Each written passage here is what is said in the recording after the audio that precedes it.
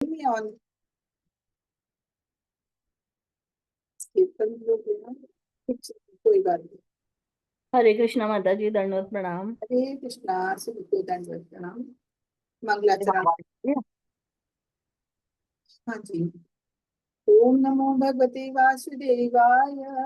ओम नमो भगवते वासुदेवाय। ओम नमो भगवते वासुदेवाय। ओम ज्ञानतिमिरान्धस्य ज्ञानान्यं शलाकया चक्षुरुन्मिलितं येन तस्मै श्रीगुरवे नमः। श्रीचैतन्यमनोभीष्टं स्थापितं येन भूतले स्वरूपा मह्यं ददाति शब्दान्तिकम्। वन्देऽहं श्रीगुरुं श्रीयुतपदकमलं श्रीगुरून् वैष्णवं श्रीरूपं साक्षातं श्रीगणरघुनाथं तं सजीवं सादतं सावधूतं परिजनसहितं कृष्णचैतन्यदेवं श्रीराधा कृष्ण पादान् सगणललिता श्री विशाखान्वितांश्च। हे कृष्ण करुणा सिंधु दीन बंधु जगतपते गोपेश गोपिका कांता राधा कांत नमस्तुते। तप्ति कांचन गौरांगी राधे वृंदावनेश्वरी विश्वासुते देवी प्रणमामि हरे।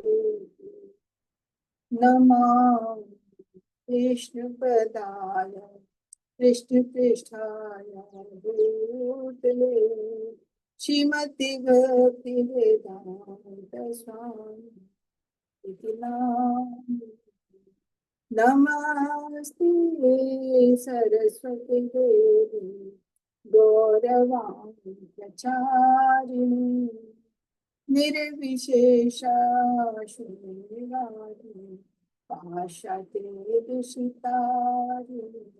जय श्री कृष्ण चैतन्य प्रभु नित्यानंद श्री अद्वैत गदाधर शिवासादि गौर भक्तवृंद।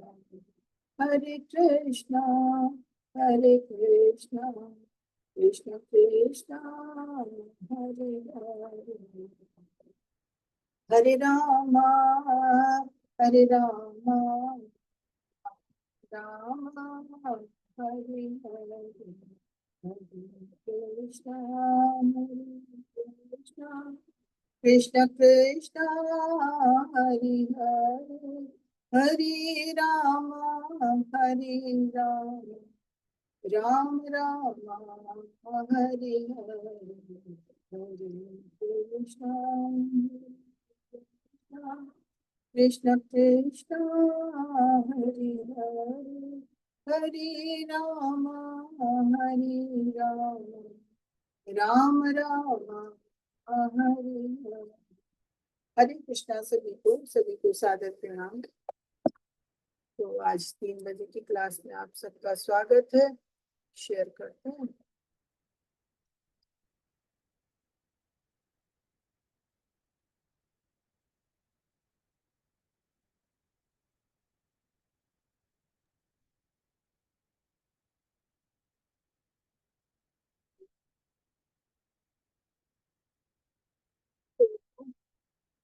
हम लोग भक्ति रसायन सिंधु के 12 चैप्टर पढ़ चुके हैं। तो 12 चैप्टर में हम लोगों ने अभी तक भक्ति के बारे में काफी कुछ पढ़ा। और जो 64 नियम बताए गए थे, 64 पॉइंट बताए गए थे, वो भी हम लोगों ने 64 अंग पूरे पढ़ लिए। अब आज हम 64 अंग में लास्ट के उन्होंने 5 अंग बताए थे, वो बहुत प्रबल है, बहुत ही आवश्यक है, उनके बारे में जानेंगे। तो भक्ति रसामृत सिंधु एक्चुअली भक्ति के बारे में पूरा बता रहे हैं कि भक्ति के लिए में क्या करना है, क्या नहीं करना है। तो इसी को आज हम जानेंगे। जैसे कहा 11वें में भक्ति के 64 अंगों में से 47 से 53 मदों के लिए शास्त्रीय साक्ष्य हमने देखे, पढ़े। दास्य मित्रा और समर्पण पर किस तरह से जोर दिया, कैसे उस पे। फिर 12वें में हमने जो 5 लास्ट के थे उन श्लोकों पे ज्यादा ध्यान, पॉइंट पे ज्यादा ध्यान दिया। और क्योंकि वो बहुत शक्तिशाली है, उनमें से किसी एक पे भी अगर हम ध्यान दे लेते हैं तो हम अपनी भक्ति में प्रबल हो सकते हैं, उन्नत हो सकते हैं। अब उन 5 शक्तिशाली साधनों में तो हम थोड़ा सा और डिटेल से देखेंगे। कल हालांकि हमने काफी कुछ उसमें देखा था, लेकिन अब हम थोड़ा सा और डिटेल से देखेंगे कि भक्ति के 5 शक्तिशाली साधन नवजात में भी शीघ्रता से भाव जगाने के लिए प्रत्येक की उत्कर्ष शक्ति का काव्यात्मक वर्णन। कि अगर नवजात का मतलब कोई नव दीक्षित है जो नया नया भगवान की भक्ति में आया है, तो कहीं होता है कि किस्मत से भगवत भक्तों का साथ मिल जाता है तो भक्ति जागृत होने लगती है। तो उसके लिए 5 बताए गए हैं भक्ति कार्य कि मथुरावास भगवान के अर्च विग्रह की पूजा, श्रीमद् भागवतम का पाठ और भक्त की सेवा तथा हरे नाम संकीर्तन। इनमें इनमें इनकी इनसे अगर इनमें हम जुड़ते हैं तो ये इतने प्रबल है कि इनमें से किसी एक से भी अगर हम एक को भी पकड़ लेते हैं तो हमारा अनुराग जो है भक्ति भाव का अग्रेसिव होता है, हम उसमें प्रगति कर पाते हैं। तो इसमें सबसे पहले हम लोग देख रहे हैं अर्च विग्रह की पूजा, अग्र विग्रह की सेवा। यदि आप आनंद लेने की इच्छा रखते हैं तो केसी घाट के तट पर न जाएं। परोक्ष रूप से काव्यात्मक रूप से हमें कृष्ण के रूप को देखने के लिए कह रहे हैं। भौतिक जगत से उदासीनता की ओर ले जाएगा। उदासीनता भाव भक्ति की पहचान है, इसलिए ये वस्तु भाव की ओर ले जाती है। अब क्या कहा है कि उदासीनता, उदासीनता मतलब संसार के प्रति अगर हमारी उदासीनता होती है तो हमें भगवान से जोड़ती है। भगवान की भक्ति में अगर हम आते हैं तो संसार के प्रति, भौतिक चीजों के प्रति हमारे मन में अपने आप उदासीनता आने लगती है। अपने आप संसारी चीजें हमें नहीं अच्छी लगती हैं।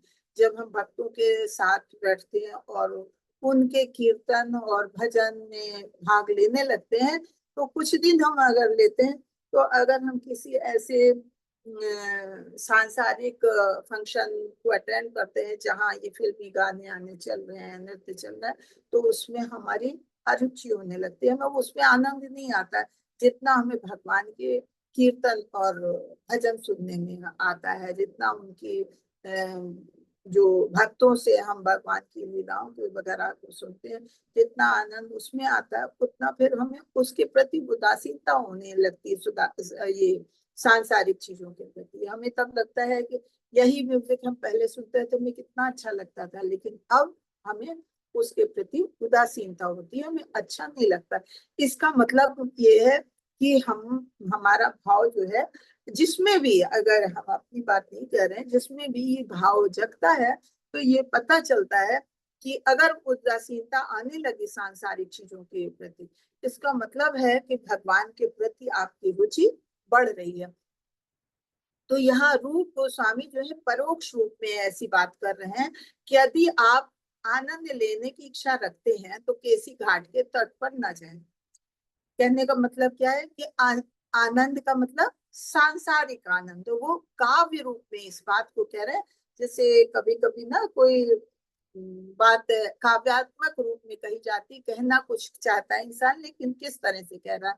कहने का मतलब ये है कि अगर भौतिक जगत के प्रति आपको अगर इतनी रुचि है, भौतिक जगत के प्रति आप की रुचि है और आप आनंद लेना चाहते हैं तो आप केसी घाट पे ना जाएं। क्यों? क्योंकि केसी घाट पे जब आप जाएंगे तो वहां केसी घाट पे के तट पे खड़े कृष्ण के रूप को देखेंगे। और कृष्ण रूप वो गोविंद कहलाते हैं, उनकी आंखें अत्यंत मोहित हैं, वो बांसुरी बजाते हैं, सर पे मोर पंख लगा है, उनका सारा शरीर आकाश की चांदनी से प्रकाशित हो रहा है। तो जब आप वो सब देखेंगे तो फिर आप सांसारिक आनंद नहीं ले पाएंगे।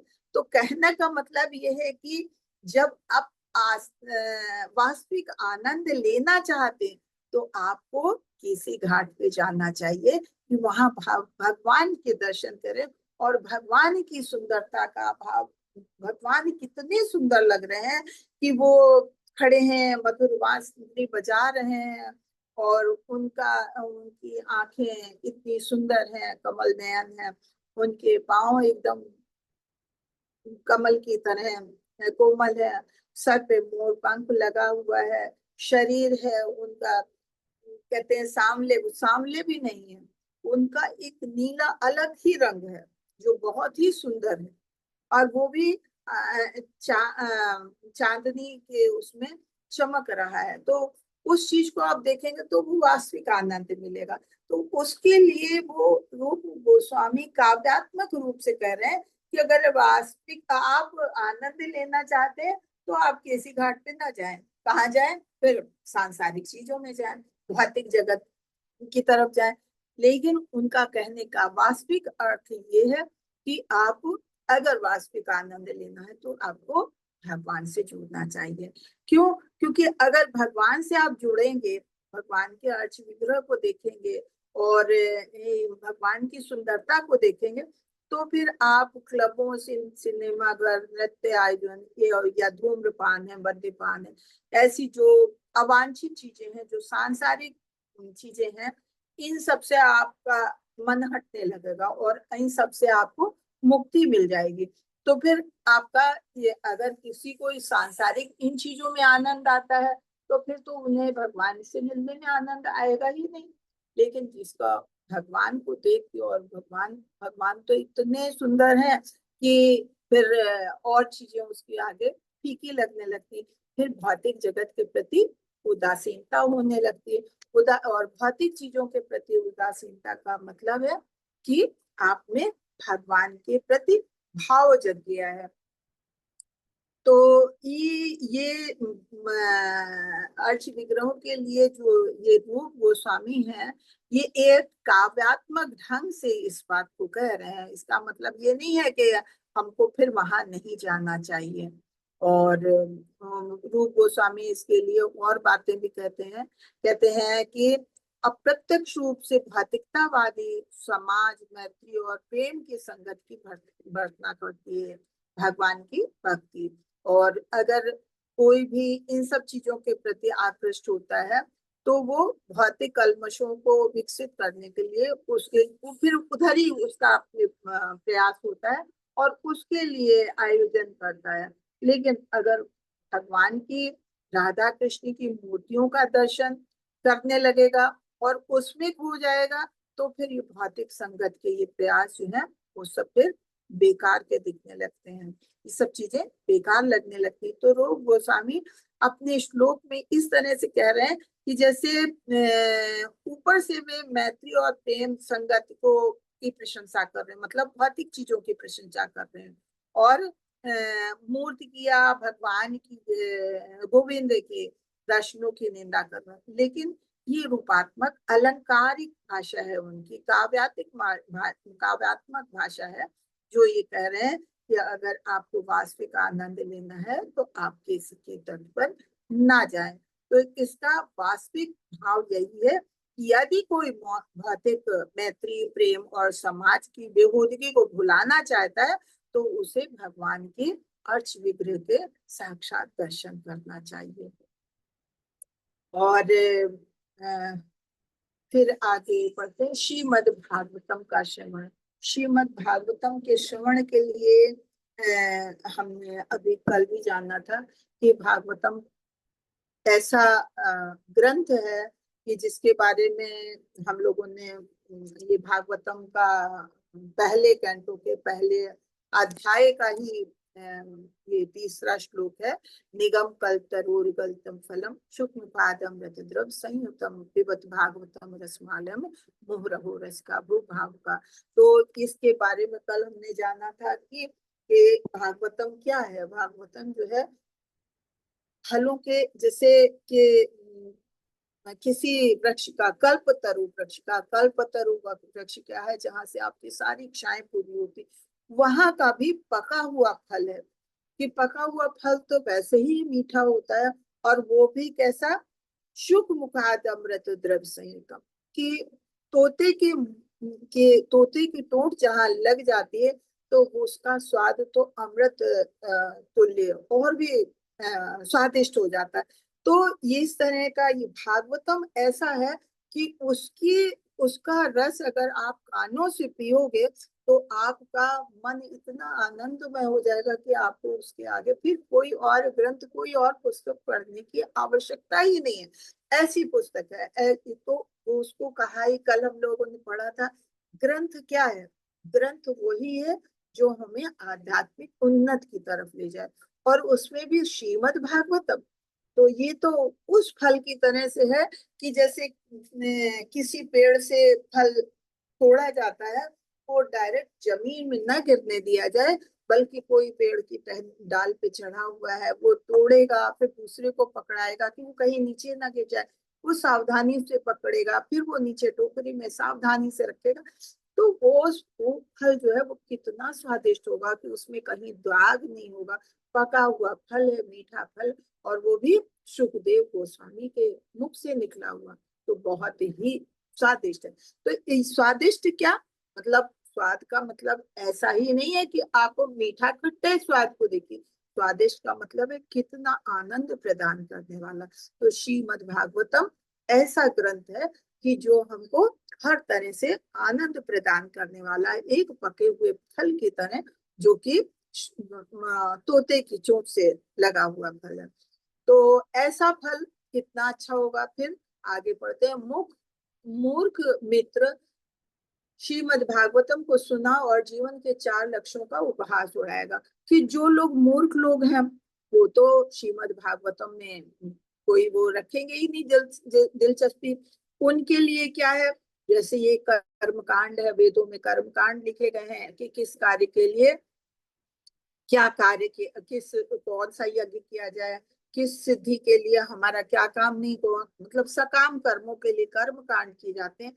तो मूर्ख लोग उन चीजों में जुड़े जुड़े होते हैं।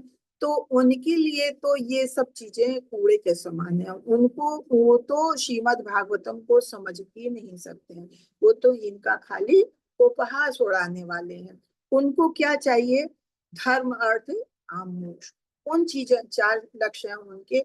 उनकी चाहत है तो फिर वो फिर इसकी तो भागवतम की उपहास उड़ाएंगे। जब तक उन्होंने पढ़ा नहीं, उसका अर्थ नहीं समझा, उसके बारे में नहीं जाना है, तब तक वो उसका उपहास उड़ाएंगे। इसलिए कहा गया मूर्ख लोग, जो लोग इसके बारे में जानते नहीं, जो भगवान की भक्ति में नहीं जुड़े हैं, भगवान की लीलाओं के बारे में नहीं जानते, भगवान के गुणों के बारे में नहीं जानते, उनके लिए श्रीमद् भागवतम जो है वो बेकार है। और वो इसका मतलब भी नहीं समझ पाएंगे।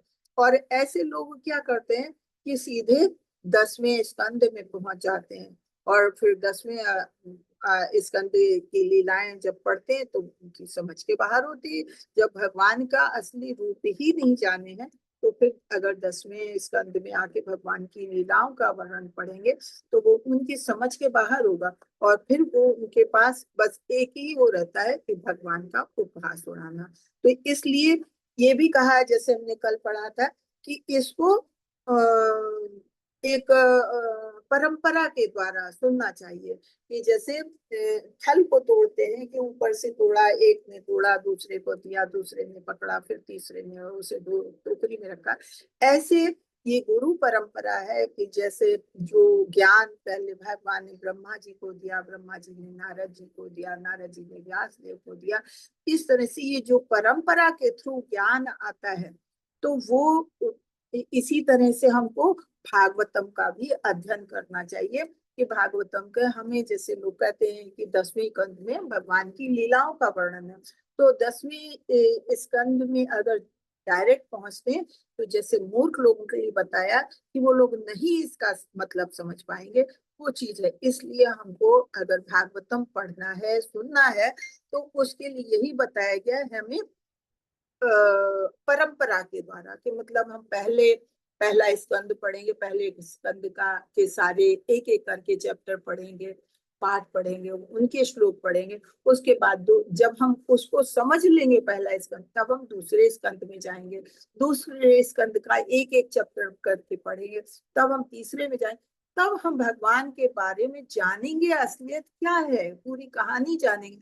तब अगर हम 10वें स्कंद में जाएंगे, तब हम उसको बहुत अच्छे से समझ पाएंगे। तो इसलिए कहा गया है, इसे परंपरा के द्वारा पढ़ना चाहिए और सुनना चाहिए। तो ये तो हुआ आपका भागवतम का श्रवण। भागवतम का श्रवण हमको गुरु शिष्य परंपरा के द्वारा ऐसे प्रामाणिक गुरु के द्वारा ही सुनना चाहिए, जैसे कि हम लोग इसको सुन रहे हैं किससे, श्री प्रभुपाद जी के द्वारा, उनके लिखे द्वारा हम उसी को पढ़ रहे हैं, उसी को सुन रहे हैं। तो इस तरह से हमको गुरु शिष्य परंपरा के उसमें आना चाहिए। और हमारे श्री प्रभुपाद जी इस परंपरा में 36वें नंबर पे आते हैं। तो ये बताया कि श्रीमद् भागवतम को हमें किस तरह से पढ़ना चाहिए जिससे हम उसका पूरा यथारूप आस्वादन कर सकें, और यही हमारी शुद्ध भक्ति को बढ़ाएगा, और शुद्ध भक्ति के लिए ऐसा होना आवश्यक है। आगे पढ़ते हैं। उन्नत भक्तों के साथ जुड़ना। कल हमने बताया था कि भक्तों का साथ कितना महत्वपूर्ण होता है।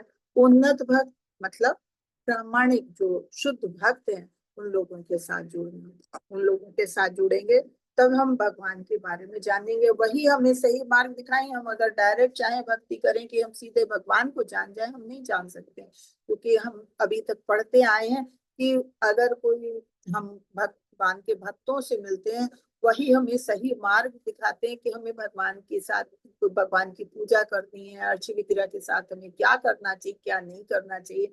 ये सब कौन नियम बताते हैं? ये हमारे आचार्य लोग ही बताते हैं, जो शुद्ध भक्त हैं वही बताते हैं। तो इसलिए हमें शुद्ध भक्तों का साथ करना चाहिए, और शुद्ध भक्तों का साथ करके ही भक्ति में आगे बढ़ पाते हैं। वही हमें बताते हैं, उन्हीं का हम शुद्ध भक्तों का साथ करते हैं, उसी में से फिर हम प्रामाणिक गुरु मिलते हैं, और प्रामाणिक गुरु के द्वारा फिर हम, प्रामाणिक गुरु हमें बताते हैं हमें क्या करना है, क्या नहीं करना है, सही मार्ग दिखाते हैं। जब हम उसका अनुसरण करते हैं तब हम आगे बढ़ते हैं, और आगे बढ़ते हैं तो जहाँ पे हमें जिज्ञासा आती है हम अपने गुरु से पूछते हैं, हम उनसे पूरी वार्तालाप करते हैं, तभी हम आगे बढ़ सकते हैं। हम चाहे डायरेक्ट तो हम नहीं जा सकते हैं किसी चीज में आगे। अगर आप कोई कोर्स भौतिक जीवन में ही अगर कोई कोर्स करते हैं, डॉक्टरी करना है आपको, तो किताबें तो सारी ये मार्केट में उपलब्ध है, तो क्या हर कोई पढ़ के डॉक्टर बन सकता? नहीं बन सकता। उसके लिए क्लासेस अटेंड करने पड़ते हैं, उससे गुरु से उसको पढ़ना पड़ता है। ऐसी अगर हम भक्ति लाइन में, आध्यात्मिक क्षेत्र में आगे बढ़ना चाहते हैं, तो हमें आचार्यों से मिलना होगा, भगवान के उन्नत भक्तों से मिलना होगा, अपना गुरु ढूंढना होगा, और गुरु के ही संरक्षण में हम आचार्यों का अनुसरण करके ही आगे बढ़ पाएंगे। कृष्ण को देखकर ही आंसू आ रहे हैं, कांप रहे हैं, उसे देखकर मैं घर पर नहीं रह सकता। अब ये बताते हैं कि भक्त के बारे में ही बताते हैं। श्री रूप गोस्वामी कथाओं में एक भक्त का वर्णन करते हैं कि मतलब जब रूप गोस्वामी क्या है, रूप गोस्वामी तो भी गोस्वामी है, भगवान के अनन्य भक्तों में से है, और वो भी हमें भक्तों के बारे में ही बताते हैं। तो वो एक भक्त के बारे में बताते हैं कि वो भक्त कहता है कि ये आश्चर्यजनक लगता है कि जब मैंने अपने अश्रुओं से नहलाए गए भगवान को देखा, कि मतलब भगवान को जब वो भगवान की सेवा कर रहे हैं तो इतना भाव उत्पन्न हो गया कि उनके अश्रु निकल रहे हैं, और अश्रु से इतने अश्रु निकल रहे हैं कि उससे भगवान को नहला दिया। और जब भगवान को अपने अश्रुओं से नहलाया तो उनका शरीर कांपने लगा, उनमें कंपन होने लगा। तो वो कहते हैं कि मुझे, मेरा ऐसा कभी भौतिक कार्य मेरे साथ नहीं होता है, अब कभी भी मेरे साथ ऐसा नहीं हुआ, और अब मैं भौतिक जगत के जब कोई कार्य करता हूँ तो मेरे से कोई कार्य होते ही नहीं। क्यों? भगवान से जो कोई जुड़ जाता है तो भौतिक चीजों के प्रति उसकी आसक्ति कब खत्म होने लगती है। तो कहते हैं कि उन्हें देखने के पश्चात मैं अपने घर में चुपचाप नहीं रह पाता, मैं सदा के लिए उनके पास जाना चाहता हूँ। किसके पास? भगवान के पास। इस कथन का तात्पर्य ये है कि जब किसी को सौभाग्य से शुद्ध भक्त का संसर्ग मिलता है तो वो कृष्ण के विषय में सुनने, उनके विषय में जानने के लिए आतुर हो उठता है, और दूसरे शब्दों में पूर्णतः कृष्ण भावना भावित होने लगता है।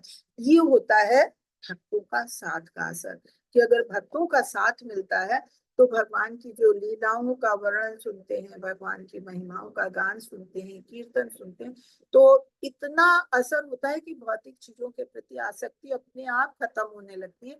और यही लगता है कि हम भगवान के धाम को जाएं, हम मंदिर जाएं, हम भक्तों का साथ करें, हमको घर में बैठना अच्छा नहीं लगता।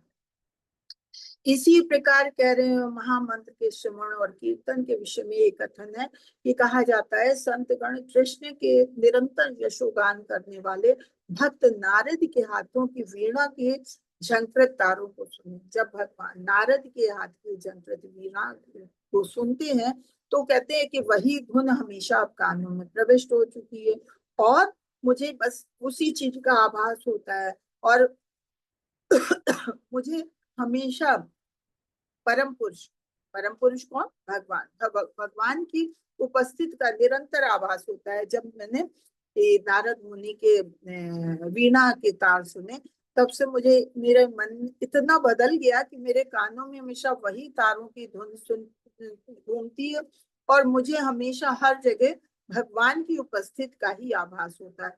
और धीरे धीरे ऐसा होता है कि अब हमें भौतिक भोग के प्रति सारी आसक्ति खत्म हो गई, भौतिक चीजों के प्रति आसक्ति खत्म। अब यही लगता है कि बस भगवान के पास बैठो, भगवान की सेवा करो। क्यों? हर चीज में भगवान दिखाई देने लगते। तो ये असर होता है भक्तों के साथ जुड़ने का। उन्नत भक्त रोता है, कांपता है, भाव का लक्षण है।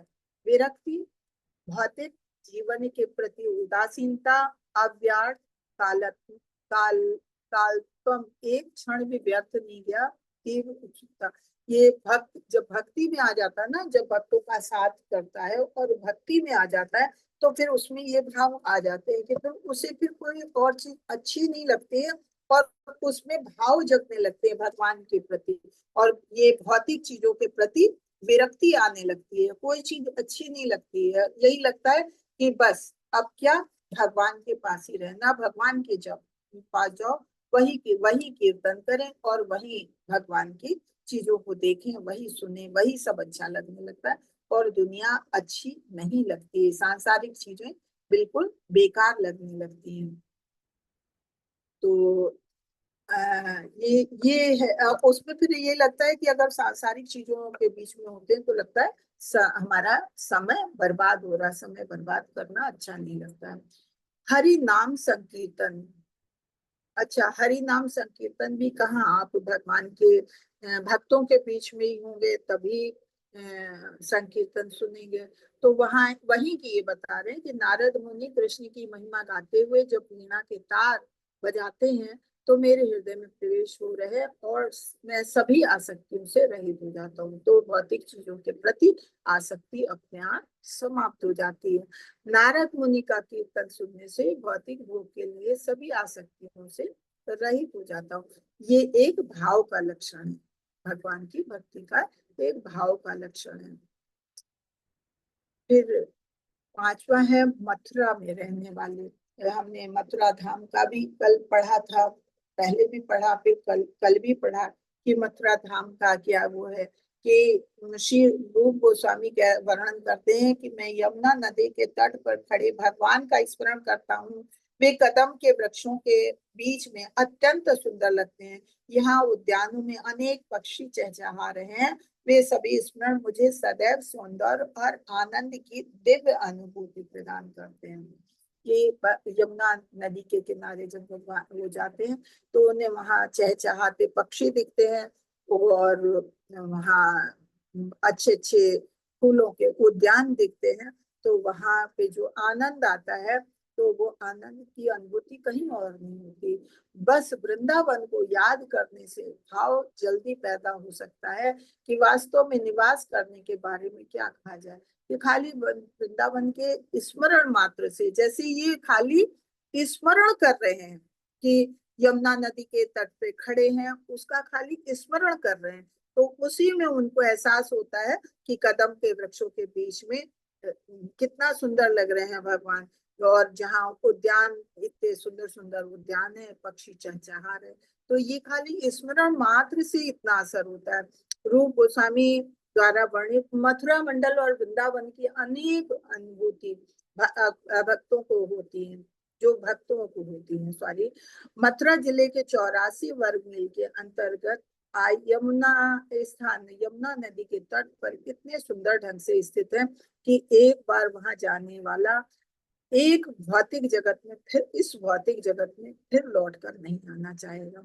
रूप गोस्वामी के ये कथन मथुरा और वृंदावन के अनुभूत वर्णन है। ये सारे गुण सिद्ध करते हैं कि मथुरा और वृंदावन की स्थिति क्या है। अन्यथा इन स्थानों में हमारे दिव्य स्थानों के उद्रेक की संभावना न होती। जब कोई मथुरा या वृंदावन पहुंचता है तो ऐसी दिव्य अनुभूतियां तुरंत ही उत्पन्न होती हैं। कि ऐसे आप घूमने जाते हो और जगह जाते हो, लेकिन वो चीज नहीं होती है। जब मथुरा वृंदावन जाते हो तो आपको आपके मन भगवान का ध्यान आने लगता है। वहां की कहते हैं वहां 84 मील के अंतर्गत वो पूरा मथुरा वास है। और वहां कहीं भी आप जाओ तो वहां की मिट्टी में ही इतना असर है कि वहां पहुंचते ही लोगों में ऐसा असर हो जाता है कि वहां से वापस आने को दिल ही नहीं करता। तो ये वहां की मिट्टी का असर है। वहां भगवान क्योंकि भगवान की लीलाओं का धाम है, तो इसलिए वहां का इतना वर्णन किया गया है कि वहां अगर कोई जाता है तो भौतिक आसक्ति उसकी अपने आप धीरे धीरे खत्म होने लगती है और स्वरूप सिद्धि का भाव उत्पन्न होने लगता है। शील प्रपाद की विशेषज्ञता, ये तो 5 चीजें हम लोगों ने पढ़ ली। 5 चीजें पढ़ ली। अविशेषज्ञता, शील प्रपाद क्या कहते हैं कि एसपी ने इसकी क्या हुआ,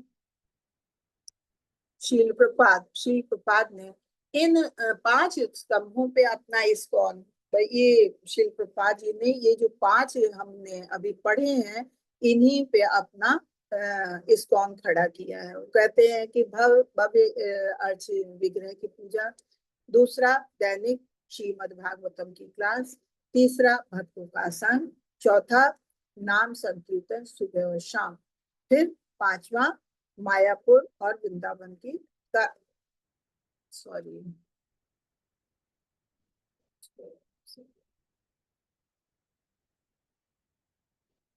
मायापुर और वृंदापुर में वार्षिक उत्सव, उसमें भाग लेना। अगर आप वहां रह नहीं सकते हैं तो वहां आप जाइए, वार्षिक उत्सव होते हैं वहां जाइए, तो वहां भाव भक्ति जगाने के लिए सबसे अधिक शक्तिशाली है। तो ये 5 स्तंभ हमने पिछले चैप्टर में भी पढ़े कि 5 चैप्टर जो है 5 पॉइंट जो है वो भक्ति को आगे बढ़ाने के लिए, आध्यात्मिक उन्नति के लिए बहुत खास है। वैसे तो 64 पढ़े, लेकिन इसमें 5 आखिर के ये बहुत है कि अगर हम अर्च विग्रह की पूजा करते हैं, सेवा करते हैं, दैनिक अगर हम भागवतम की क्लास अटेंड करते हैं, एक क्लास भागवतम की जरूर अटेंड करनी चाहिए दिन में, और भक्तों का साथ करते हैं और भगवान के नाम का संकीर्तन सुबह शाम करते हैं, और जब अवसर पड़े तो मथुरा वृंदावन मायापुर धाम की यात्रा करें। तो इससे हमारी भक्ति सुदृढ़ होती है। ये हमारा 13वां चैप्टर खत्म हुआ। 14वें में भक्ति की योग्यता बताइए कि हम भक्ति की योग्यता क्या है। भक्ति की योग्यता अन्य साधनाओं की साधना के संबंध का क्या वे 64 मदों का हिस्सा है, यदि नहीं भी साधना भक्ति के साथ उनका क्या संबंध है। तो पहले तो वो कहते हैं पात्रता कि आप क्या ये 64 मद जो बताए पॉइंट बताए हैं, तो उनमें से आप इनमें से किसी से जुड़ते हैं, अगर आपको सही लगते हैं तो बताइए, अगर नहीं तो फिर साधना भक्ति के साथ उनका क्या संबंध है। किसका, ये 64 जो हमने पॉइंट पढ़े उसमें साधना भक्ति का क्या साथ संबंध है। साधना भक्ति का संबंध क्या है कि जब हम इन पॉइंटों को पढ़ते हैं तभी हमें पता चलता है कि हमें भक्ति कैसे करनी है, हमें क्या करना है क्या नहीं करना, यही संबंध है। तो अब हम इसको भक्ति की पात्रता पढ़ेंगे कि भक्ति की पात्रता आखिर क्या है। तो उसमें कहते हैं कि वस्तुतः ज्ञान और त्याग का अनुशीलन जो कृष्ण भावनामृत में पांव जमाने के लिए अनुकूल है, भले ही प्रारंभ में स्वीकार कर लिया जाए किंतु अंततः उसका तिरस्कार करना पड़ सकता है, क्योंकि भक्ति यदि आश्रित है तो केवल सेवा भाव और सेवा की इच्छा पर, अन्य किसी पर नहीं। उसे निष्ठा के अतिरिक्त और कुछ नहीं चाहिए। कि अगर कोई सोचता है कि हम ये त्याग, मतलब अगर भक्ति करनी है तो भक्ति के लिए बताया जाता है ज्ञान और त्याग बहुत जरूरी है। कि अगर हमें भक्ति में आगे बढ़ना है तो ज्ञान हासिल करना चाहिए, त्याग हमारी जरूरी है। तो ज्ञान और त्याग का मतलब ये नहीं है, ये भगवान की भक्ति में पांव जमाने के लिए अनुकूल है। इसका मतलब ये नहीं, त्याग का मतलब ये नहीं है कि आप घर छोड़ के आप जंगल में चली जाओ। इसका मतलब ये नहीं है, ज्ञान का मतलब ये नहीं कि आप पुस्तकें लेके बैठ जाओ और पढ़ना शुरू कर दो। ज्ञान और त्याग का अनुशीलन कैसे, कि आप भक्तों के बीच में बैठो, आपको जब वहाँ पूर्व आचार्य मिलते हैं तो वो जो ज्ञान देते हैं उसका अनुशीलन करो। उनके हिसाब से हमें क्या त्यागना है क्या नहीं त्यागना है। त्यागने का मतलब, त्याग का मतलब ये नहीं है कि हम घर छोड़ के जंगल में चले जाए। त्याग का मतलब जैसे हम लोगों को शुरू में 4 सिद्धांत बताए गए कि नहीं, आप चाय कॉफी नशीली चीजें छोड़ दीजिए, आप मांस मदिरा या लहसुन प्याज का सेवन छोड़ दीजिए, आप दूध पीना छोड़ दीजिए, आप अवैध संबंध छोड़ दीजिए। तो इस तरह की चीजें बताई गई हैं, 4 चीजें बताई गई हैं, तो उनका अनुशीलन करें। ये हमारे त्याग है। सबसे पहले त्याग, धीरे धीरे त्याग ऐसे ही होता है कि जो हमारे आचार्यों ने बताया तो हम उसका अनुशीलन करें। और इसी से जब इनका सबका हम तिरस्कार करेंगे तो धीरे धीरे हमारी भगवान के प्रति, जब भक्तों के बीच में बैठे तो हम भगवान के प्रति आकर्षित होते हैं और हमारे अंदर एक भाव, सेवा भाव उत्पन्न होता है, जिससे कि हमारी भक्ति सुदृढ़ होती है। पटु भक्तों का अभिमत है कि मानसिक चिंतन, ज्ञान या योगाभ्यास की कृत्रिम तपस्या भव मनुष्य से छूटने के लिए अनुकूल हो सकती है। ये, किंतु इससे हृदय अधिक कठोर बन जाता है। ये भक्ति की उन्नति में बिल्कुल सहायक नहीं हो सकते। अतः ये विधियां भगवान की प्रेमा भक्ति करने के अनुकूल नहीं। कि अगर कोई है सांसारिक चीजों में, एकदम से उसे कह दिया जाए कि ज्ञान हासिल करो, योगाभ्यास करो और तपस्या करो, कठिन तपस्या करो, तुम ये अपना घर परिवार छोड़ के और विरक्त हो जाओ और जंगल में जाके तपस्या करो, तो इससे क्या है, मन और कठोर हो जाएगा। कि ये तो एक बंधन सा लगने लगेगा कि क्या है ये, सारी चीजें एकदम से छोड़ दो और जंगल में चले जाओ, कैसे ऐसे चले जाएं, और कैसे हम इतनी किताबें इतना अध्ययन हम एकदम से ज्ञान कैसे हासिल कर लेंगे। तो इससे हमारा मन कठोर बनेगा, ये हमारी भक्ति में उन्नत नहीं कर सकती। इसलिए ये चीजें कही गई कि क्या ज्ञान और योगाभ्यास जो है या कृत्रिम तपस्या, ये हमारी प्रेमा भक्ति के अनुकूल कभी नहीं हो सकता। ये भगवान में हमें भक्ति, हमारे भगवान के प्रति भक्ति नहीं जगा सकता। भक्ति जगाने के लिए क्या है, एकमात्र उपाय है कि हम भगवान के भक्तों के साथ उठे बैठे और उनकी सेवा करें, उनके जीवन को देखें कि वो क्या कर रहे हैं। उससे हमें हमें एक सही मार्ग मिलता है और जिससे हमारे में भाव उत्पन्न होते हैं। तो ये कार्य और कारण दोनों हैं। एक क्या है, स्वयं की भक्ति, दूसरी है परम भक्ति। ये हम में क्या करना है और क्यों करना है। तो ये सब चीजें जब हम भक्तों के साथ बैठते हैं तब हमें इन चीजों का एहसास होता है और फिर धीरे धीरे भक्ति बढ़ती। अगर हमारे साथ कोई कठोरता से कहे कि नहीं, भक्ति करनी है, ये सब चीजें छोड़ दो और सीधे जाओ, घर परिवार छोड़ के जंगल में जाओ, तपस्या करो, ऐसी ऐसी योग साधना करो, आपका आप चले जाएंगे, घर छोड़ के भले ही चले जाएं लेकिन आपका वहां मन ही नहीं लगेगा। तो ऐसी भक्ति से क्या फायदा। भगवत गीता में कहते हैं कि मुझे भक्ति के द्वारा ही समझा जा सकता है। भगवान कहते हैं कि मुझे भक्ति के द्वारा समझा जा सकता है। गीता में अपने उपदेश के प्रारंभ में भगवान अर्जुन से कहते हैं, चूंकि तुम मेरे भक्त हो अतः मैं तुम्हें इन रहस्यों की शिक्षा दूंगा। वैदिक ज्ञान का अर्थ है अंतोतगत्वा, परमेश्वर को समझना और उनके धाम में प्रवेश करने की विधि, यही है भक्ति। तो ज्ञानी लोग भक्ति की उपेक्षा करते, भक्ति योग की उपेक्षा करते, दार्शनिक खोज में परास्त होने का प्रयास करने मात्र से भक्ति भाव उत्पन्न नहीं हो सकते। ये भगवान ने भगवत गीता में भी कहा, अगर मुझे पाना है तो मुझको पाने के लिए क्या है कि मेरे बारे में जानो। जब हम भगवान के बारे में जानेंगे तभी हम भगवान की भक्ति कर सकते हैं। अगर हम चाहें कि ऐसे ही लोगों ने कहा कि ज्ञान हासिल करो और त्याग करो तो भक्ति हो जाएगी, तो ऐसे त्याग नहीं होती। जैसे इसमें नीचे बताया है पहले कि पहला वर्णाश्रम था, वस्तु भक्ति की वस्तु नहीं है। प्रमाण वाई क्यों? क्योंकि ये किसी की इच्छाओं के विनिमित संतुष्ट के लिए एक प्रणाली। हालांकि भक्ति का अर्थ अन्याभिलाषिता शून्यम यानी व्यक्तिगत इच्छाओं की मुक्ति है। चैतन्य, अच्छा ये तो अलग से फिर है। फिर ज्ञान और त्याग विषयों की व्याकुलता से मुक्त करता है, लेकिन कृष्ण पर ध्यान एकाग्र नहीं करता, इसलिए साधना भक्ति वास्तु भक्ति की वस्तु नहीं है। दिल को सख्त कर भी सकते हैं। भक्ति का अर्थ कोमल हृदय। तो हृदय को कठोर किए बिना वैराग्य और अभ्यास कैसे किया जा सकता है? तो यही है कि अगर हमने जबरदस्ती कोई काम, कोई जबरदस्ती जबरन करवाता है तो वो नहीं हो सकता। अगर मन को कठोर करके आप वैराग्य करेंगे, आपका मन ही नहीं लगेगा। मन तो आपका फिर इन्हीं चीजों में, जिसको छोड़ के गए उसी में लगेगा, तो क्या फायदा है? ऐसी चीजों से कोई फायदा नहीं है। और कह रहे हैं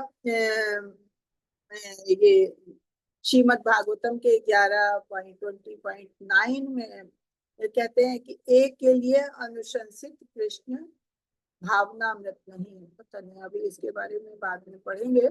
कुल मिला के श्रीमद् भागवतम में ही 11वें कैंटो में पढ़ते हैं, 20वें अध्याय के 31वां श्लोक बताता है कि भगवान स्वयं कहते हैं कि हे उद्धव, जो लोग मेरी सेवा में गंभीरता पूर्वक लगे हैं उनके लिए दार्शनिक चिंतन, ज्ञान या कृत्रिम वैराग्य, जैसे हमने बताया कि घर छोड़ के आप चले जाइए बाहर और जंगल में जाके तपस्या करिए, तो वो उपयुक्त नहीं है। उससे आप कठोर होंगे, आपका मन नहीं लगेगा वहां। जब कोई व्यक्ति मेरा भक्त बन जाता है तो उसे भौतिक भोग के त्याग के स्वतः उपलब्ध हो जाते हैं और उसे परम सत्य को समझने के लिए काफी ज्ञान स्वयं प्राप्त हो जाता है। जब हम लोग ये सब पढ़ते हैं, भक्तों के बीच में साथ करते हैं, तो हमारा ध्यान अपने आप ही लगता है कि ये सब भौतिक चीजें बेकार हैं। क्यों? क्योंकि कोई चीज टिकाऊ नहीं, आज है कल चला जाएगा। आज कोई चीज हमने बनाई है, कल टूट जाएगी, छूट जाएगी। कोई हमारा करीबी है, आज है कल छूट जाएगा। स्कूल गए, इतने दोस्त बनाए, सब छूट गए। नौकरी की, इतने दोस्त बने, छूट गए, दूसरी जगह ट्रांसफर हो गया। तीस वहां बनाए, वो सब छूट गए। कोई हमारा अपना बहुत ही करीबी है, वो हमें तो वो संसार छोड़ के चला गया। तो क्या चीज टिकाऊ है? कोई चीज टिकाऊ नहीं। तो धीरे धीरे जब हम भक्ति भाव में, जब भक्तों के साथ बैठते हैं और इस तरह का अध्ययन करते हैं, तब इन चीजों का एहसास होता है। तो फिर हमें धीरे धीरे भौतिक चीजों के प्रति अपने आप में रक्तता आने लगती। लेकिन अगर पहले से कह दिया जाए कि नहीं, ये सब चीजें छोड़ दो, कोई चीज तुम्हारी नहीं है और सीधे भगवान से जुड़ जाओ, तो कोई मन कठोर हो जाएगा, चिढ़ हो जाएगी। नहीं, आप जबरदस्ती किसी बच्चे से आप किसी चीज को जबरदस्ती कोई काम के लिए कहें, नहीं कर सकते। लेकिन अगर वही प्रेम से आप धीरे धीरे उसको बना के कि ये नहीं है, ये नहीं है, तो बच्चा आपकी बात को मानेगा। तो इसीलिए कह रहे हैं कि ज्ञान का अनुशीलन, जब भगवान की महिमाओं का श्रवण करते हैं, ज्ञान हासिल करते हैं भक्तों के बीच में बैठ के, तो अपने आप ज्ञान का अनुशीलन होने लगता। अपने आप ये भौतिक चीजों के प्रति विरक्ति अपने आप आने लगती है।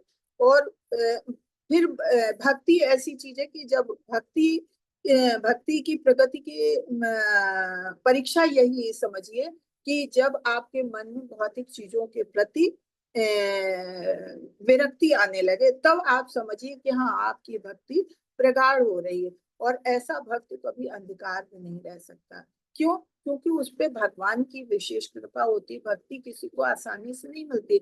अगर भक्ति मार्ग मिला है तो भगवान आपके ऊपर, भगवान की दया है, भगवान आप पे दया दिखाते, तो आपका अंतःकरण अंदर से स्वयं ही प्रकाशमान हो जाता है। तो आपको इसीलिए कहा है, भगवान का भक्त कभी अंधकार में नहीं रहता है।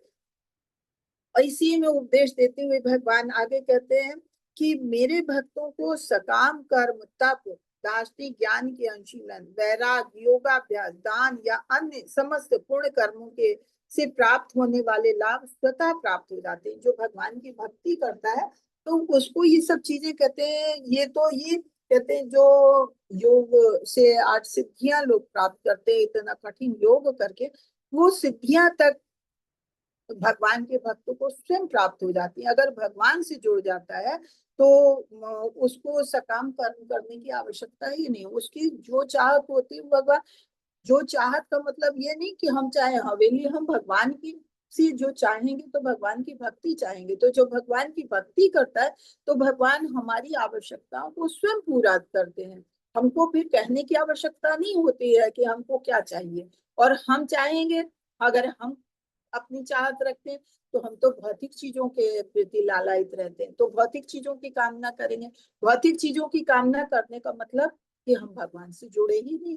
भगवान से जुड़ने का मतलब है कि भौतिक चीजों के प्रति विरक्ति, और फिर भगवान हमारी स्वतः सारी आवश्यकताओं को स्वयं पूरा करते हैं। जो हमको वैराग्य हमारे में आना चाहिए, जो हमारे में कोमलता आनी चाहिए। कहते हैं कि कठोर हृदय से कभी भगवान की भक्ति नहीं करनी चाहिए, हो सकती। भगवान की भक्ति हमेशा कोमल हृदय से ही होती है।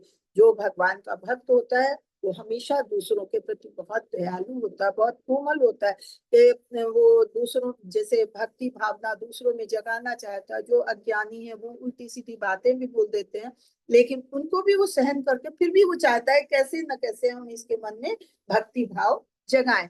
तो भक्त का तो भाव हमें, भक्त का हृदय तो हमेशा कोमल हृदय होता है। तो इसलिए कहा कि भगवान की भक्ति जो है धीरे धीरे ये भक्तों के साथ से ही बढ़ सकती है।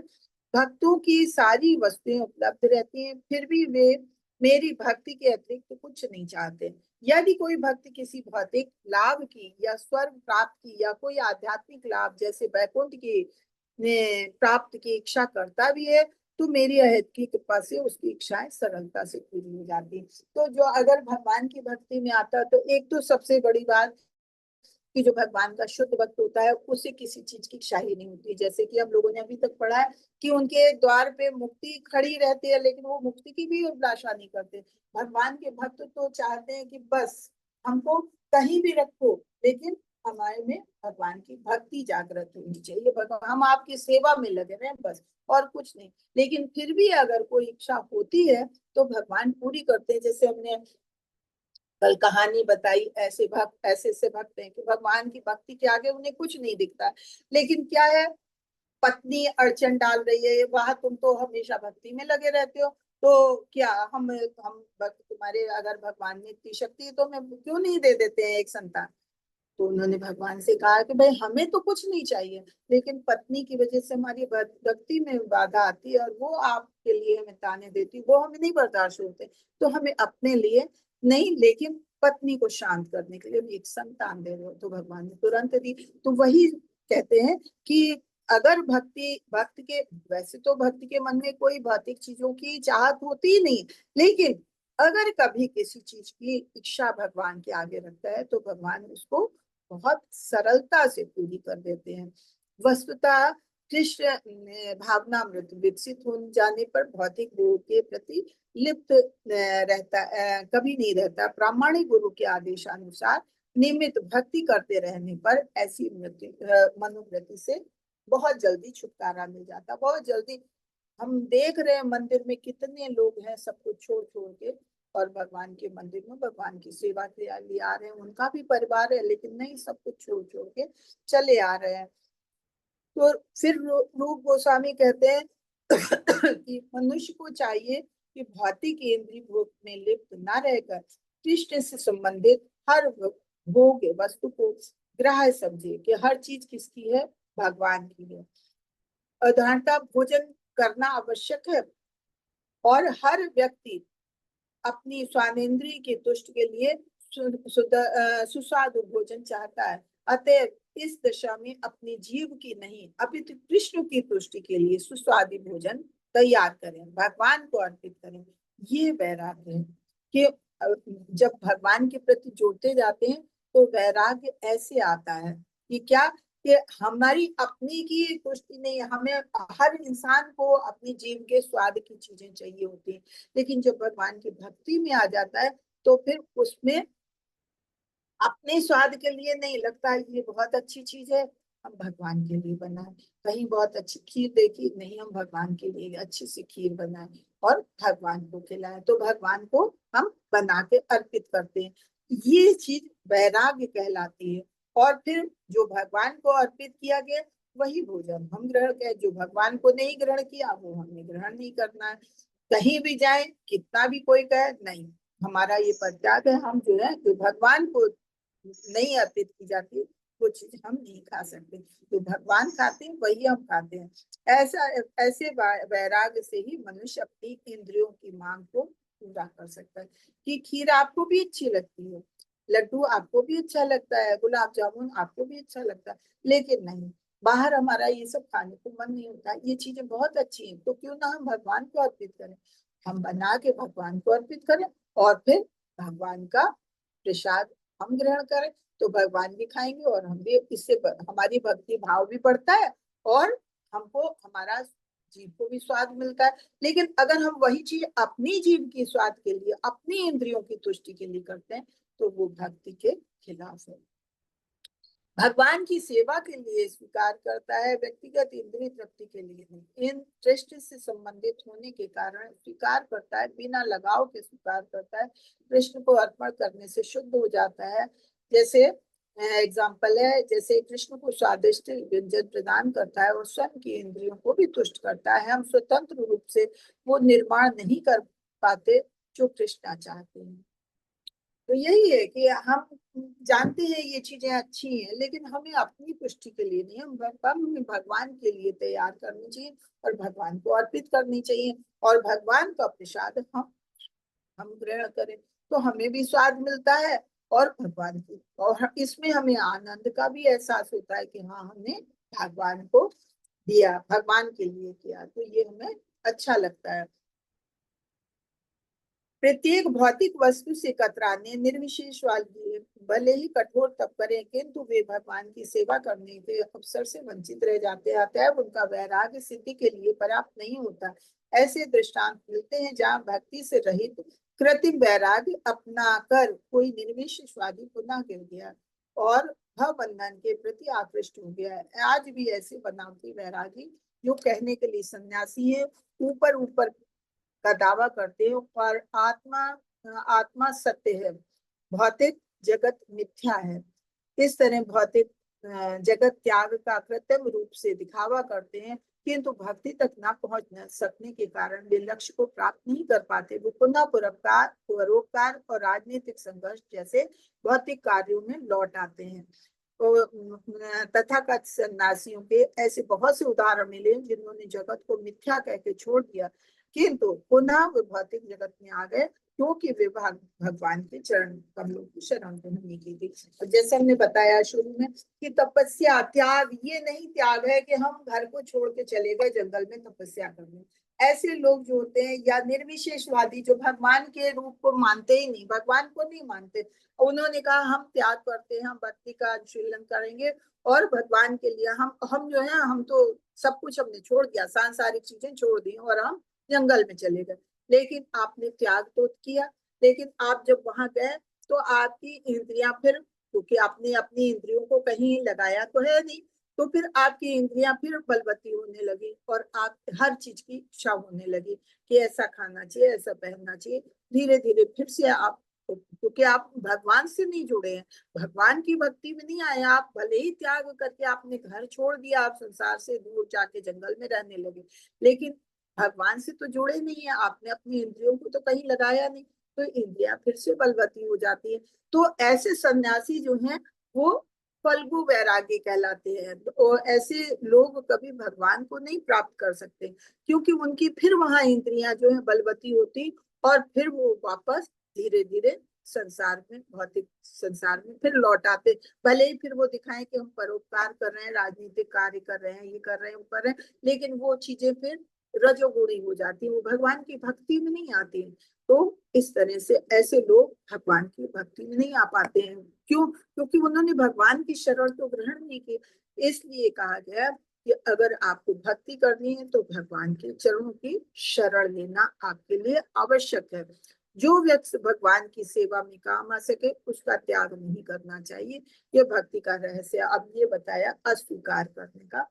फल्गु वैराग्य, उन चीजों का कृत्रिम त्याग जो कृष्ण की सेवा के लिए इस्तेमाल किया जाता है, भक्ति के से भक्ति को नुकसान पहुंचाता है। हम टाइपराइटर, माइक्रोफोन, हवाई जहाज आदि का उपयोग कर सकते हैं, क्योंकि कृष्ण की चीजों को उनकी सेवा में इस्तेमाल किया जाना चाहिए। अब कह रहे हैं कि अब हम भगवान की भक्ति हम करने लगे तो कहें कि हम मोबाइल नहीं है हमें लेना चाहिए, हमको ये भौतिक सुविधाएं नहीं लेनी चाहिए, कार पे नहीं चलना चाहिए, हवाई जहाज पे नहीं चलना चाहिए, हमें माइक्रोफोन या टाइपराइटर वगैरह नहीं इस्तेमाल करना चाहिए। क्यों नहीं करना चाहिए? करना चाहिए। ये सब चीजें भगवान की हैं, भगवान की बनाई चीजें। अब कोई अगर मनुष्य कहता हमने बनाया, तो कैसे बनाया? उसने सब कुछ लिया, तो जो उसमें बेसिक चीजें लगी वो तो भगवान की दी है, उन्हीं से बनाया। अच्छा, भक्त तो इस तरह से हर चीज भगवान की हो गई। अगर भगवान की सेवा में वो लगाई जा रही है तो वो कभी गलत नहीं है। हम फोन अप्लाई कर रहे हैं, फोन हम यूज कर रहे हैं, लेकिन किसके लिए? हम भगवान की क्लास अटेंड करने के लिए कर रहे हैं। तो हम उसमें कोई फिल्मी पिक्चर नहीं देख रहे, फिल्मी गाने नहीं देख रहे हैं, हम कोई फेसबुक नहीं चला रहे। अगर फेसबुक ही चला रहे हैं तो उसमें भी अगर हम भगवान का प्रचार कर रहे हैं तो वो अच्छा है, वो कभी गलत नहीं। कोई चीज भी है, अगर हम कार का इस्तेमाल करते हैं कहाँ भगवान के पास जाने के लिए, मंदिर जाने के लिए इस्तेमाल कर रहे हैं या भगवान के प्रचार के लिए इस्तेमाल कर रहे हैं, तो कोई कोई गलत नहीं। हाँ, अगर हम अपनी घूमने फिरने, हम सांसारिक सुख के लिए वो चीजें इस्तेमाल कर रहे हैं तो वो चीजें गलत है। कोई भी चीज का इस्तेमाल अगर भगवान की सेवा के लिए इस्तेमाल प्रयोग किया जाता है तो वो कभी गलत नहीं होता है। क्यों? हर चीज भगवान की दी हुई तो भगवान की सेवा में होनी चाहिए। आगे पढ़ते हैं। धन और अनुयायी, दान भक्ति सेवा है, लेकिन धन का बाद में उपयोग उसकी भक्ति सेवा नहीं है।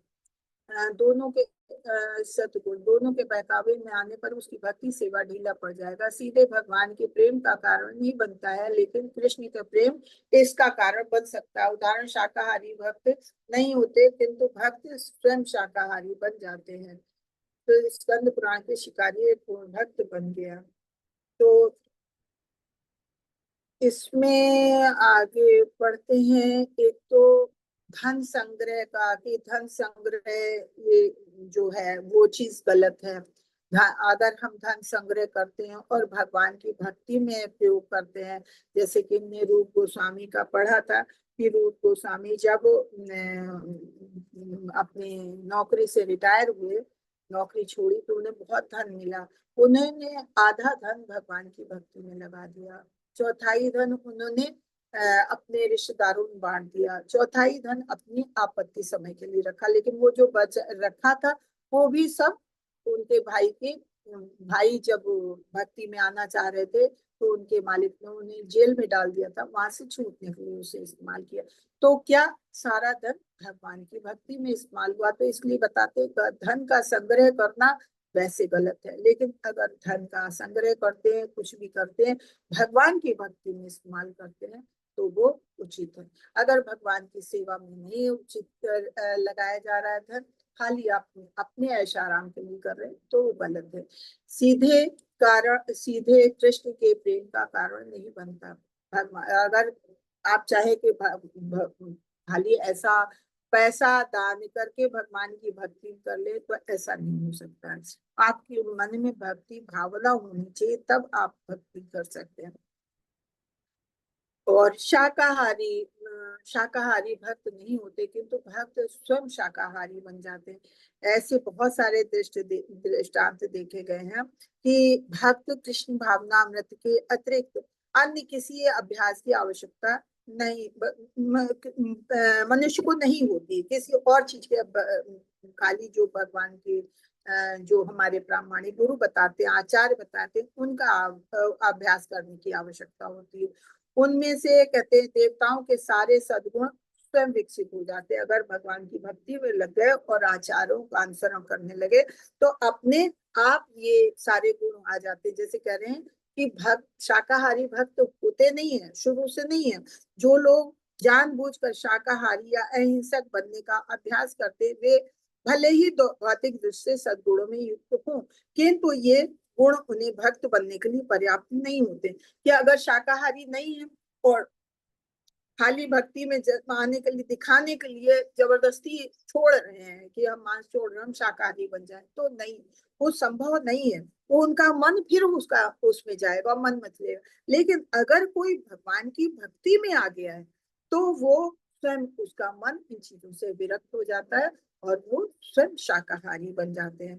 तो ये ऐसे दृष्टांत बहुत सारे मिलते हैं। अतः निष्कर्ष यही निकलता है कि शाकाहारी अहिंसा भक्ति के कारण स्वरूप नहीं है। शाकाहारी भक्ति से होता है। अगर भगवान से प्रेम हो गया तो वो स्वयं शाकाहारी बन जाता है। इसी तरह से स्कंद पुराण के एक कहानी है जिसमें नारद मुनि एक उपदेश में एक बहेलिये का वर्णन करते हैं कि बहेलिया कैसे भगवान का भक्त बन गया।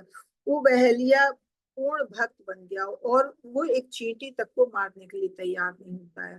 तो नारद मुनि के मित्र पर्वत मुनि ने जब भक्ति के लिए बहेलिये के इस आश्चर्यजनक परिवर्तन को देखा तो उसने कहा, हे बहेलिये, मुझे तुम्हारे द्वारा एक चींटी का वध भी करने की अनिच्छा विस्मित नहीं करती। जिस व्यक्ति में भक्ति विकसित हो जाती है उसमें सारे सद्गुण स्वयं आ जाते हैं और भक्त कभी किसी को पीड़ा नहीं देना चाहता है। कि एक बहेलिया था, वो रोज चिड़िया मारता था, लेकिन जब नारद मुनि, एक कहानी है स्कंद पुराण की, जब नारद मुनि का उपदेश सुना तो पूर्ण भक्त बन गया। फिर उसको मतलब शिकार करना अच्छा नहीं लगता था, वो एक चींटी तक को नहीं मारना चाहता था। क्यों? क्योंकि उसमें उसे हर जगह भगवान नजर आते थे, हर चीज में भगवान दिखते थे। और भक्त जब बन जाता है तो वो फिर किसी को पीड़ा नहीं देना चाहता। जैसे हमने कहा था कि भगवान के भक्त जो है बहुत दयालु होते हैं, वो कभी कठोर कठोर हृदय से भक्ति नहीं की जा सकती है। तो इस तरह से ये सिद्ध होता है कि भगवान की भक्ति में जो आ जाता है तो स्वतः ऐसे गुण स्वयं आ जाते हैं। और ऐसे फिर जब भक्ति आ जाती है तो चेतना शुद्ध हो जाती है, शारीरिक कर्म की शुद्धि, तपस्या, मन शांति, सारे ऐसे गुण स्वतः प्रकट होने लगते हैं। नवधा भक्ति साधना, सतगुण, संत गुण, अहिंसा, सत्यम, ब्रह्मचर्य। ये तो अभी हमने बताया कि शाकाहारी वैसे कोई नहीं है शाकाहारी, लेकिन जब भक्ति में आता है तो शाकाहारी स्वयं बन जाता है और स्वयं हरि के प्रति दया भावना आने लगती है। फिर नौधा भक्ति साधना, 64 मद में 9 विस्तार हैं। जैसे हमने पहले भी ये 9 पढ़े हैं नौधा भक्ति के, सभी 9 के 9 में से किसी एक को भी क्रियान्वित करके भगवान की भक्ति प्राप्त की जा सकती है। 9 मूल प्रकार और भक्त जो उनका उदाहरण देते हैं वो कैसे हैं, अब हम पहले भी पढ़ चुके हैं। श्रवण कीर्तन विष्णु स्मरण पाद सेवनम अर्चनम वंदनम दासम साक्षात् निवेदनम इति पुंसार्पिता विष्णु भक्ति चिन्ह विलक्षणा प्रियत भगवद्धा तन्मन्ते अधिक मुत्तम। कि जो भी ऐसी इन चीजों को इनमें से कोई एक को भी लेता है तो भगवान की भक्ति में स्वतः जुड़ जाता है। अब ये हम 9 पहले भी चरण पढ़ चुके हैं। श्रवण कीर्तन स्मरण अर्चन पाद सेवन वंदन दास साक्य आत्मनिवेदन और सभी 9। और इनके उदाहरण श्रवण कीर्तन, श्रवण कौन करने वाले, श्रवण के उदाहरण परीक्षित महाराज, जिन्होंने 7 दिन लगातार दिन रात बैठ के बिना कुछ खाए पिए अन्न जल ग्रहण किए, बिना सोए, इन्होंने 7 दिन लगातार श्रवण किया था भगवान का और भगवत धाम को गए। ऐसे सुखदेव गोस्वामी जिन्होंने 7 दिन रात लगातार परीक्षित महाराज को ये कथा सुनाई थी, तो वो भी भगवत धाम को गए। स्मरण प्रहलाद महाराज, उनके पिता इतना कष्ट देते थे लेकिन फिर भी वो भगवान के हमेशा स्मरण करते थे और बड़े से बड़े कष्ट उन्होंने आसानी से झेल लिए, उन्हें कष्ट का अनुभव ही नहीं होने पाया। इसलिए स्मरण भी अगर जो दिन हमेशा नित्य रखता है हर समय अर्चन, तो वो उसे कभी कोई कष्ट नहीं होते। अर्चन पृथु महाराज भगवान की पूजा भक्ति में बहुत ज्यादा थे। इनके पिता राक्षसी प्रवृत्ति के थे, लेकिन जब उनको सबने खत्म कर दिया तो उन्हीं से पृथु महाराज को उत्पन्न किया गया। भगवान के अनन्य भक्तों में से थे। तो राज के साथ साथ हमेशा भगवान की सेवा में लगे रहते थे। पाद सेवनम, इसकी उदाहरण लक्ष्मी देवी हैं, जो हमेशा भगवान की सेवा में पाद चरणों की सेवा में लगी रहती हैं। वंदन, अक्रूर महाराज ये कृष्ण के ही चाचा लगते थे। तो वो भगवान की वंदना, भगवान की बहुत भक्ति में आगे थे। हनुमान जी दास के रूप में हमेशा भगवान राम की सेवा करते थे, उनको अपना स्वामी, अपने को सेवक के रूप में मानते थे। अर्जुन भगवान के सखा रूप में।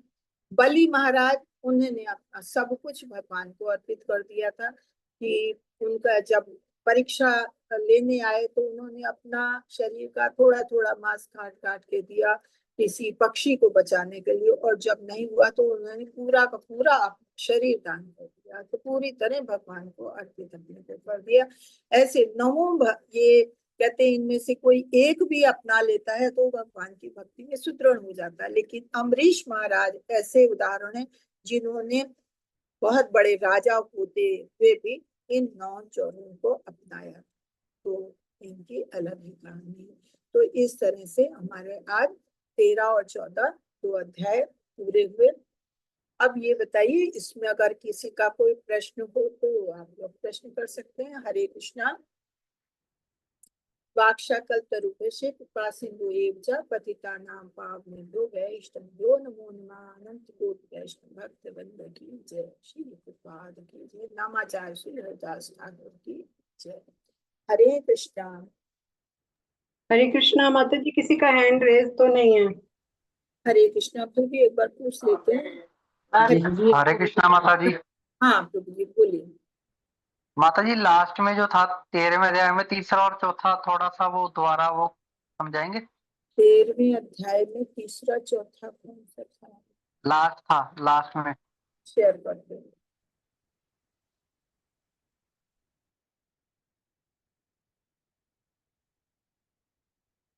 तेरहवें अध्याय में तो ये लास्ट में मथुरावास और प्रभुपाद जी की विशेषता बताई थी। हाँ माता जी, इसमें नीचे नीचे कीजिए स्लाइड। नीचे और कर। हाँ जी, यही है माता जी। ये तो 14वां है। इसमें कौन सा नहीं, आप, इसमें कौन सा? माता जी स्लाइड नीचे करना 13वें में। और 13वें में जाए। हाँ जी, ये हाँ जी, यही है तीसरा और उन्नत चौथा। भक्तों से उन्नत भक्तों से जुड़ना और हरिनाम संकीर्तन, ये दोनों हमने बताए थे कि जो भगवान की भक्तों से जुड़ते हैं। अगर भक्ति को सुदृढ़ करना है तो भगवान के भक्तों से जुड़ना होता है, और भगवान के भक्तों से जुड़ता है तो फिर वो भक्त जैसा करते हैं, जैसे कीर्तन महिमा का श्रवण करते हैं, तो धीरे धीरे भक्ति उनमें जागृत होती है और फिर उनमें भक्ति के लक्षण दिखने लगते हैं। तो उसमें उन्होंने उदाहरण दिया कि कोई भक्त है, वो ये कह रहा है, वो भक्तों का साथ करते करते एक दिन भगवान को नहला रहा था, और भगवान के प्रति उसमें इतनी भाव जगे कि वो अब उसके आंसू नहीं रुक रहे थे, और उन आंसुओं से जब भगवान को उसने नहलाया तो फिर भगवान नहा गए उस आंसू से। उसमें उससे इतनी भक्ति आ गई कि फिर उसे सांसारिक चीजें, उसे घर में रहना नहीं अच्छा लगता था। उसे लगता था कि नहीं, बस अब भगवान की सेवा में लगे रहो या मंदिर चले जाओ। तो ये भाव उत्पन्न होता है कैसे? भक्तों का साथ करने से। जैसे भक्तों के साथ जुड़ते हैं, भगवान की महिमाओं का, भगवान की लीलाओं का वर्णन सुनते हैं, भगवान के कीर्तन साथ में करते हैं, तो उससे ये असर आता है। दूसरा बताया हरि नाम संकीर्तन।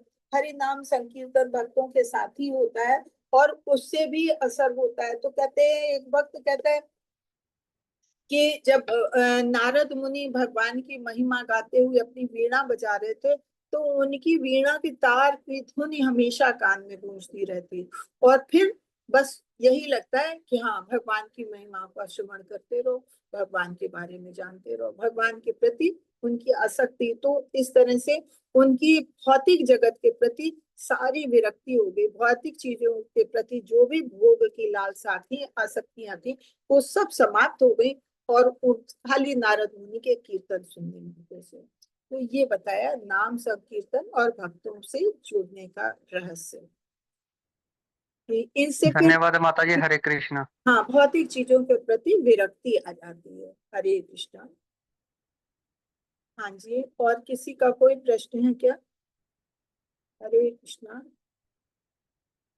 चलिए, तो फिर ऐसा है, अब कल 15 अगस्त है और जन्माष्टमी की भी तैयारी करते हैं, तो कल हम लोग छुट्टी करेंगे। आज हमने 2 अध्याय ले लिए, अब मंडे मिलेंगे हम लोग, ठीक है?